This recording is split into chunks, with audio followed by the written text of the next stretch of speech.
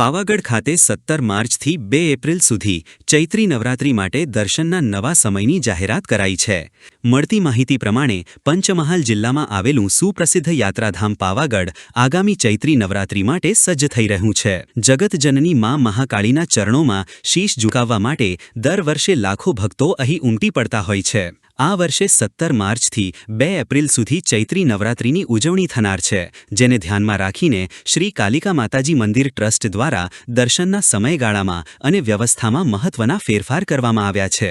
ભક્તોને કોઈ અગવડતા ન પડે અને સુચારુ રીતે દર્શન થઈ શકે તે માટે મંદિર વહીવટીતંત્ર દ્વારા આયોજનને આખરી ઓપ આપવામાં આવ્યો છે. પાવાગઢ ચૈત્રી નવરાત્રી 2026ને લઈ દર્શન માટેનો નવો સમય જાહેર કરાયો, જેમાં શ્રી કાલિકા માતાજી મંદિર ટ્રસ્ટ દ્વારા સત્તાવાર રીતે જાહેર કરવામાં આવ્યું છે કે 17 માર્ચથી શરૂ થતા ચૈત્રી નવરાત્રી પર્વથી લઈને 2 એપ્રિલ સુધી મંદિરના દ્વાર ભક્તો માટે વિશેષ સમય સુધી ખુલ્લા રહેશે.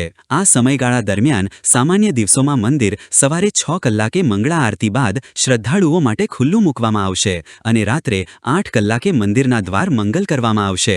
આ 14 કલાક સુધી સતત ભક્તો માતાજીના દર્શનનો લાભ લઈ શકશે. નવરાત્રી દરમિયાન કેટલીક તિથિઓનું વિશેષ ધાર્મિક મહત્વ હોય છે, જેમાં ભક્તોની સંખ્યામાં ધરખમ વધારો થવાની શક્યતા હોય છે. આથી વહીવટીતંત્ર અને ટ્રસ્ટે નક્કી કર્યું છે કે એકમ, ચોથ, આઠમ, અગિયારસ, પૂનમના દિવસે મંદિરના દ્વાર વહેલી સવારે 5 વાગે ખોલી દેવામાં આવશે. વહેલી સવારથી દર્શન શરૂ થવાને કારણે ડુંગર ચડતા પદયાત્રીઓને ગરમીનો સામનો ઓછો કરવો પડશે અને ભીડનું નિયંત્રણ યોગ્ય રીતે થઈ શકશે.